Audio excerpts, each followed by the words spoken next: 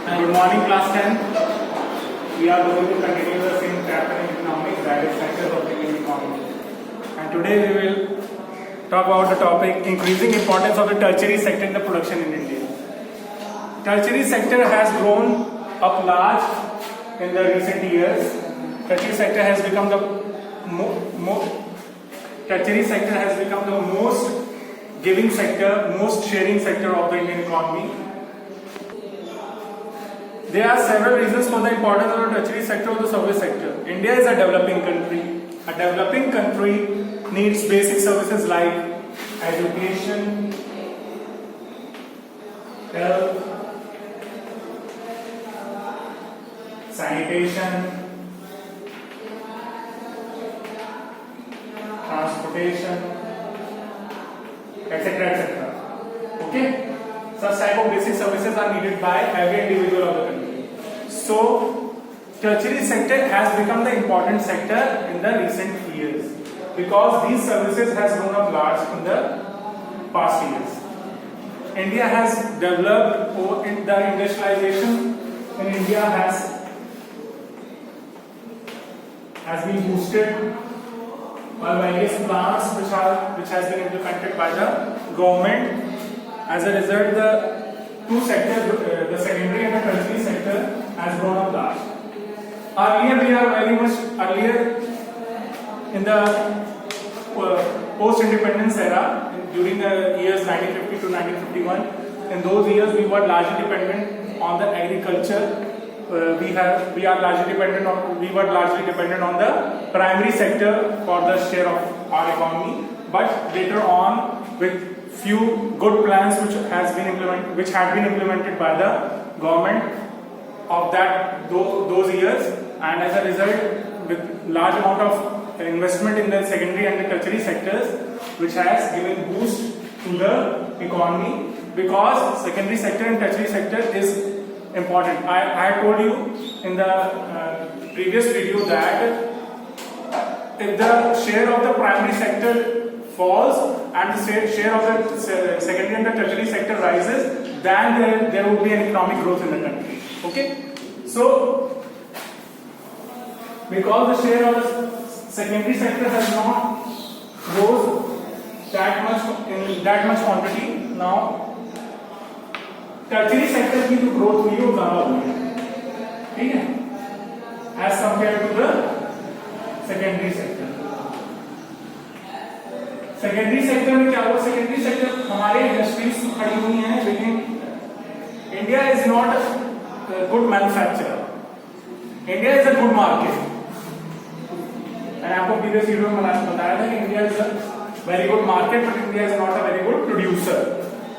ठीक, तो जिससे देखा जाए जो इंडस्ट्रीज हमारे यहाँ खड़ी हुई हैं उनकी क्वांटिटी बहुत कम है और बहुत ज्यादा प्रोडक्शन नहीं कर रही इंडस्ट्रीज, क्योंकि हमारे पास जो भी फैसिलिटीज इंडस्ट्रीज में अवेलेबल है वो भी बहुत थोड़ी बाकी कंट्रीज से काफी पीछे, कह सकते हैं कि हम लोग काफी पीछे चल रहे हैं बाकी कंट्रीज से. इस वजह से हमारे यहाँ जो प्रोडक्शन है वो बहुत ज्यादा लो अमाउंट में हो रहा है. एज ए रिजल्ट हमारे जो ज्यादातर सामान है वो इंपोर्ट किया जाता है दूसरी कंट्री से. जिस मैंने आपको कल एग्जाम्पल दिया था मोबाइल फोन्स का. मोबाइल फोन्स की जो मार्केट है हमारे इंडिया में वो लार्जली चाइना ने कैप्चर कर रखी है. ठीक है, तो हमारे यहाँ इंडियन मोबाइल सेट्स बहुत ज्यादा नहीं बनते, बहुत ज्यादा मैन्युफैक्चरिंग यूनिट्स हमारे इंडियन मोबाइल सेट्स की नहीं.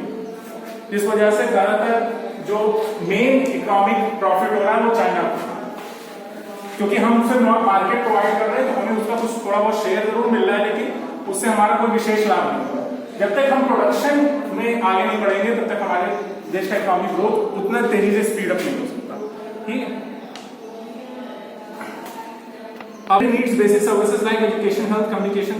तो मैंने आपको बताया development of primary and secondary sectors also necessitates the development of services. तो जितना ज्यादा सेकेंडरी सेक्टर डेवलप होगा उतना ज्यादा टर्शियरी सेक्टर की नीड होगी.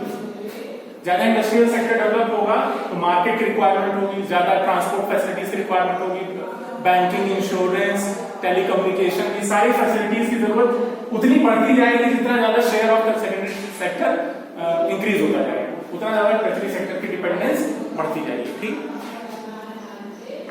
The importance of infrastructure for sustained sustained economic development is well recognized. High transaction cost arising from inadequate and inefficient. तो transaction cost क्योंकि हमारे पास इंफ्रास्ट्रक्चर अच्छा नहीं है उतना, तो कभी-कभी हमको बेकार इंफ्रास्ट्रक्चर से समझौता करना पड़ता है। हमारे पास अगर अच्छा इंफ्रास्ट्रक्चर अवेलेबल नहीं होगा तो हमारे पास जो लो क्वालिटी का इंफ्रास्ट्रक्चर है उसी से हमें काम चलाना पड़ेगा। इससे बहुत ज्यादा कॉस्ट आती है, बहुत डेवलपमेंट करना, प्रोडक्शन करना बहुत ज्यादा समय लग जाता है, बहुत ज्यादा टाइम टेकिंग होती है। ठीक है, physical infrastructure covering transportation, power and communication through it's backward and forward linkage facilities grow. जितना ज्यादा ट्रांसपोर्ट कम्युनिकेशन फैसिलिटीज अच्छी होंगी उतना ज्यादा इकोनॉमिक ग्रोथ फैसिलिटेट होगी। ठीक है, generating income to the nation, existence of, देखिए तीनों ही सेक्टर्स इंपॉर्टेंट हैं, तीनों ही सेक्टर्स कंट्रीब्यूट करते हैं नेशनल इनकम को, लेकिन कुछ सेक्टर्स ऐसे हैं जो ज्यादा कंट्रीब्यूट करते हैं, कुछ सेक्टर्स कम कंट्रीब्यूट करते हैं। ठीक है, larger infrastructure facilities bigger the opportunities for producers to produce more. जैसे अगर लार्ज स्केल इंडस्ट्रीज ज्यादा हमारे यहाँ होंगी,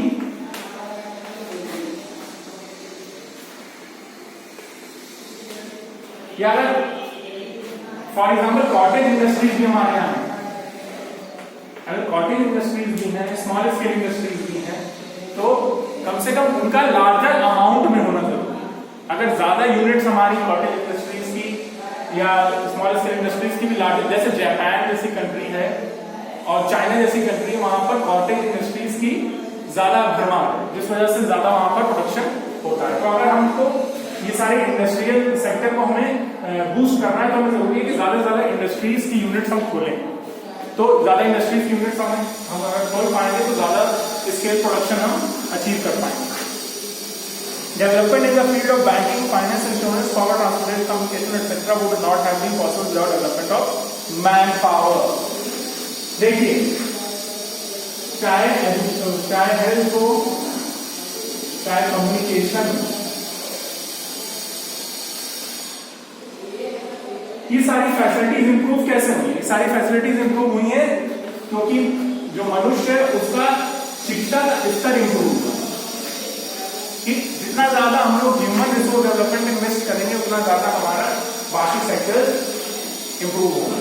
तो हेल्थ, कम्युनिकेशन, ट्रांसपोर्ट, बैंकिंग, ये सारे सेक्टर्स तब तक इंप्रूव नहीं होंगे जब तक हमारा एजुकेशन लेवल इंप्रूव नहीं होगा। हमारे देश के लोग ज्यादा अच्छे एजुकेट नहीं होंगे, स्किल्ड नहीं बनेंगे, मैन पावर हमारी ज्यादा स्किल्ड होगी, तभी हमारे ये सेक्टर्स इंप्रूव हो पाएंगे। तो पास्ट ईयर्स में हम लोगों ने एजुकेशन पे फोकस किया है, जिस वजह से हमारे यहाँ इन सेक्टर्स में डेवलपमेंट देखने को मिला। ठीक,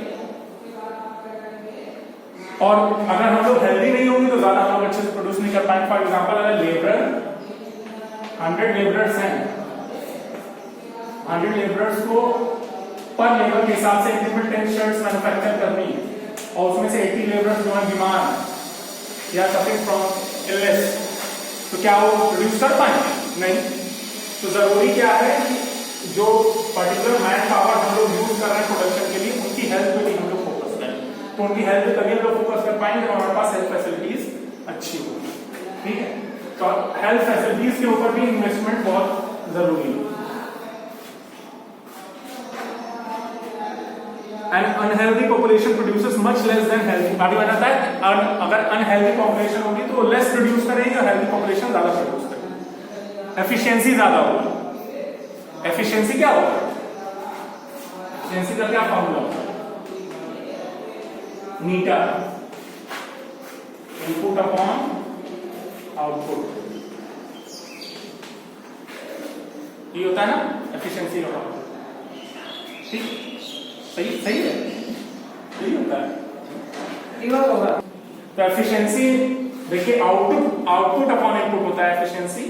ठीक, इनपुट अगर अच्छा होगा तभी आउटपुट अच्छा होगा। ठीक है, तो एफिशिएंसी हमें इंप्रूव करनी है। हमें जितना भी हम इन्वेस्ट कर रहे हैं, जितने भी लेबरर्स हम यूज कर रहे हैं, वो कितना ज्यादा हमें आउटपुट दे रहे हैं, वही हमारी एफिशिएंसी होती है। ठीक है, energy, transport, communication etcetera create conditions which are suitable for carrying out economic activities. अगर एनर्जी रिक्वायरमेंट अच्छी नहीं होगी, मान लीजिए इंडस्ट्रीज के पास पावर सप्लाई अच्छी नहीं होगी, पावर सप्लाई, हर मशीन्स को बहुत ज्यादा power supply large scale industries में बहुत सारी मशीनरी वर्क करती है, तो अगर पावर सप्लाई अच्छी नहीं होगी तो ज्यादा अच्छा प्रोडक्शन अचीव नहीं कर सकते। ठीक, उसके साथ साथ ट्रांसपोर्ट फैसिलिटी अच्छी नहीं होगी। हम लोगों ने बहुत ज्यादा प्रोडक्शन अचीव कर लिया, हमारे पास ट्रांसपोर्ट फैसिलिटी नहीं है मार्केट तक उसे ले जाने के लिए, तो फिर हमारे प्रोडक्शन का कोई फायदा नहीं। ठीक है, और कम्युनिकेशन फैसिलिटी भी जरूरी है, क्योंकि हमें बैंकिंग वर्क करना है या हमें कोई भी ऑर्डर लेना है, ऑर्डर देना है, तो हमें उसके लिए कम्युनिकेशन की जरूरत होती है। अब ऐसा तो नहीं हो सकता कि एक व्यक्ति जाए, मान लीजिए मुंबई उसे सामान भेजना है, तो एक व्यक्ति दिल्ली से मुंबई जाए, फिर वहां से ऑर्डर लेके आए, फिर यहाँ पे इन्फॉर्म करे, फिर वहां फिर वो सामान लेके जाए, तो ये सब बहुत टाइम टेकिंग प्रोसेस हो जाएगा। तो कम्युनिकेशन फैसिलिटीज क्या करती है, ये फैसिलिटेट करती है, तभी तो उसे फैसिलिटी कहते हैं। ये सारी चीजें फैसिलिटेट करती है, उस चीज को ईजी बनाती है। यहाँ से हम फोन करके ऑर्डर ले सकते हैं और रिक्वायर्ड अमाउंट में जितना भी गुड्स उसे चाहिए उतना हम उसे तुरंत भेज सकते हैं ट्रांसपोर्ट फैसिलिटीज का यूज करके। ठीक है, Does the better quality of life and better economic environment together help in generating raising productivity? तो कंडीशन जितनी अच्छी फैसिलिटेट की जाएंगी, जितना अच्छा एनवायरनमेंट क्रिएट किया जाएगा, उतना ही ज्यादा इनकम नेशन की बढ़ेगी। ठीक है, importance of service sector and social development need to be over emphasised. There are direct linkage between economic development and human development. देखिए बहुत अच्छा इसमें एक टर्म यूज किया गया है, economic development directly proportional to, थोड़ा सा यहाँ मैथ यूज कर रहे हैं तो ज्यादा अच्छे से आपको समझ में is directly proportional to human development. जितना ज्यादा मानव का विकास होगा उतना ज्यादा देश का आर्थिक विकास होगा, क्योंकि सारी आर्थिक क्रियाएं, all the economic activities are done by human nature. So अगर ह्यूमन डेवलपमेंट ज्यादा अच्छे से किया जाएगा तो उसका हमें पूरा रिजल्ट इकोनॉमिक डेवलपमेंट में देखने को मिलेगा। क्यों जापान जैसी कंट्रीज डेवलप हो गई?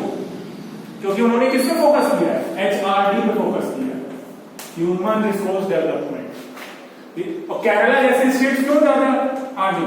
क्योंकि वहां पर भी HRD पे फोकस किया गया है। ठीक है, तो जितना ज्यादा हम ह्यूमन रिसोर्स डेवलपमेंट पे फोकस करेंगे उतना ज्यादा हमें इकोनॉमिक रिजल्ट्स देखने को मिलेंगे। If people get good health care and possess reasonable educational levels with professional skills, they can contribute adequately. अब देखिए हमारे क्या सबसे बड़ी प्रॉब्लम है, हमारे सबसे बड़ी प्रॉब्लम है कि हमारे प्रोफेशनल स्किल्ड पर्सनल्स कम है। हमारे ऐसे स्किल्ड पर्सनल्स नहीं है जो प्रोफेशनल। जैसे बहुत सारे सेक्टर्स में, जैसे हम एग्जांपल ले सकते हैं आईटी सेक्टर का। आईटी सेक्टर का अगर हम एग्जांपल लेते हैं तो इंफॉर्मेशन टेक्नोलॉजी सेक्टर में ऐसे लोगों की जरूरत होगी जो बहुत ज्यादा टेक्निकल नॉलेज रखते हैं। तो हमारे यहाँ आपको मालूम है कि ज्यादातर जो ग्रेजुएट्स और पोस्ट ग्रेजुएट्स की संख्या बहुत ज्यादा है, वो पोस्ट ग्रेजुएट्स और ग्रेजुएट्स जो है वो बहुत ज्यादा टेक्निकली साउंड नहीं होते। उनको ज्यादातर जो थ्योरेटिकल नॉलेज बहुत ज्यादा होती है और टेक्निकल नॉलेज कम होती है, और आज के समाज में टेक्निकल नॉलेज की ज्यादा जरूरत है। तो वो प्रोफेशनली कंपैटिबल नहीं होते, इस वजह से उनको एम्प्लॉयमेंट नहीं मिल पाती है, तो रिजल्ट वो अनएम्प्लॉयड रह जाते हैं और क्या बन जाते हैं? देश के ऊपर एक लायबिलिटी बन जाते हैं, देश की इकोनॉमी के ऊपर एक बोझ बन जाते हैं। ठीक है, तो जरूरी क्या है कि हम लोगों को प्रोफेशनल बनाए, इस तरह से उसकी स्किल ट्रेनिंग करें ताकि वो पर्टिकुलर आज के समाज के अनुसार आज जो भी सेक्टर हैं जिनको जिस प्रकार के लोगों की आवश्यकता उस प्रकार के लोगों के हिसाब से वो अपने आप को ढाल पाए। तो जरूरी ये है कि हमने टेक्निकली साउंड बनाए। तो बहुत सारे स्किल डेवलपमेंट प्रोग्राम्स हमारे देश में चलते हैं ताकि बहुत सारे यूथ जो है जो ग्रेजुएट या पोस्ट ग्रेजुएट करने के बाद जो एम्प्लॉयमेंट नहीं पा रहा है उसको टेक्निकली साउंड बनाकर उसे किसी पर्टिकुलर एम्प्लॉयमेंट के लिए तैयार कर लिया जाता है ताकि वो फील्ड में कंट्रीब्यूट कर पाए। ठीक, while the external sector, financial sector, telecommunication, information technology, BPO, business process outsourcing, industry and the industry in general are booming. There is a lot of scope for improvement in the sectors like अभी भी agricultural sector में उतना improvement नहीं है। देखिए बाकी sectors में improve हो रहा है, आईटी सेक्टर इम्प्रूव हो रहा है, business process outsourcing sector improve हो रहा है, लेकिन हमारा एग्रीकल्चर सेक्टर अभी भी इम्प्रूव नहीं हुआ। ये हमने आपको बताया था कि सेकेंडरी सेक्टर और टर्शियरी सेक्टर को तो इम्प्रूव करना है, लेकिन इसका मतलब ये नहीं कि हमें प्राइमरी सेक्टर को निगलेक्ट कर देना, क्योंकि मैंने स्टार्टिंग में ही चैप्टर बताया कि all these three sectors are interdependent on each other. तो अगर सेकेंडरी सेक्टर और टर्शियरी सेक्टर को डेवलप होना है तो प्राइमरी सेक्टर का डेवलपमेंट भी जरूरी है। अब डेवलपमेंट किस रिगार्डिंग करना है ये नहीं, देखिए तो पहले हमारी प्रॉब्लम क्या है कि प्राइमरी सेक्टर में हमारे पास मैन पावर ज्यादा यूज हो, मैन पावर हमारी प्राइमरी सेक्टर में ज्यादा यूज हो।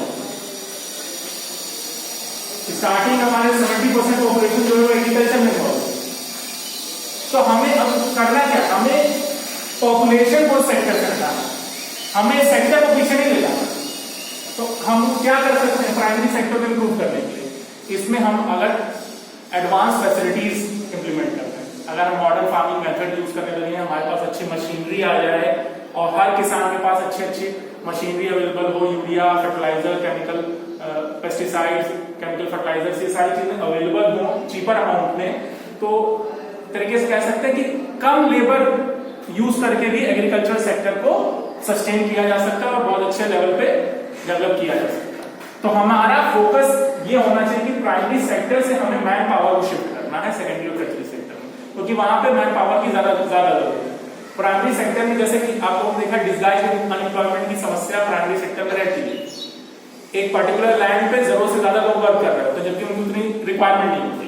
तो वही चीज हमें आगे हम उसके बारे में डिस्कस करेंगे। यही सारी चीजें हम लोगों ने कोप अप की हैं पास्ट ईयर्स, हम लोगों ने इस चीज पे फोकस किया है और हम लोगों ने पॉपुलेशन को शिफ्ट किया है, जिसका हमें रिजल्ट देखने को मिल रहा है कि सर्विस सेक्टर में ज्यादा अब शेयर इकोनॉमी का हो रहा है, क्योंकि वहां पर अब ज्यादा लोग इन्वॉल्व हो रहे हैं।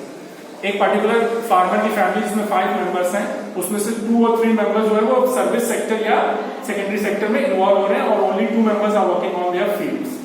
ठीक, खासकर ऐसे फार्मर्स जिसके पास स्मॉल प्लॉट ऑफ लैंड है। तो अगर स्मॉल प्लॉट ऑफ लैंड वाले फार्मर के पास ज्यादा मेंबर्स हैं और ज्यादा मेंबर्स एक ही स्मॉल प्लॉट पे इन्वॉल्व हैं, तो वो एक बहुत बड़ी समस्या है। उसी समस्या को हम लोगों ने ध्यान में रखा और उसको इम्प्रूव किया, जिसका रिजल्ट हमें सेकेंडरी और टर्शियरी सेक्टर के इकोनॉमिक शेयर में देखने को मिल रहा है। ठीक है,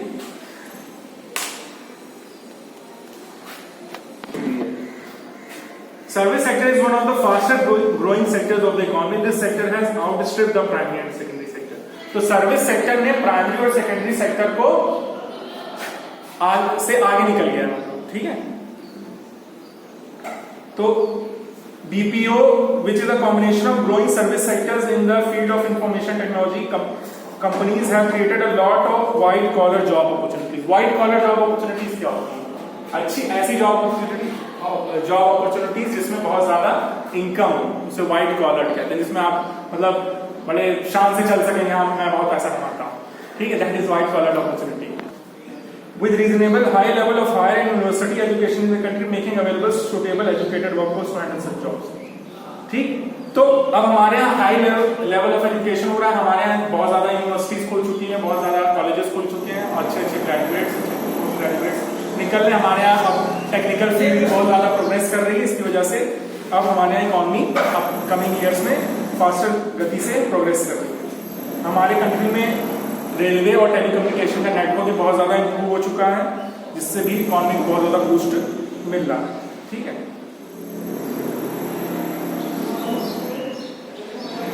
अभी फोकस कहाँ पे करना है, स्टॉप कर दिया, बट हमें अभी फोकस कहाँ पे करना है, हमें फोकस करना है उन एम्प्लॉयमेंट पर, उन लोगों के ऊपर जो रिक्शा पुलर्स और ये ऐसे पेटी जॉब्स करते हैं। ठीक है, उन पेटी जॉब्स करने वाले लोगों के ऊपर हमारा फोकस होना चाहिए। Where are the most of the people employed. अब हम नेक्स्ट वीडियो में हम इस टॉपिक के ऊपर डिस्कस करेंगे कि लोग सबसे ज्यादा एम्प्लॉयड कौन से सेक्टर। Thank you friends.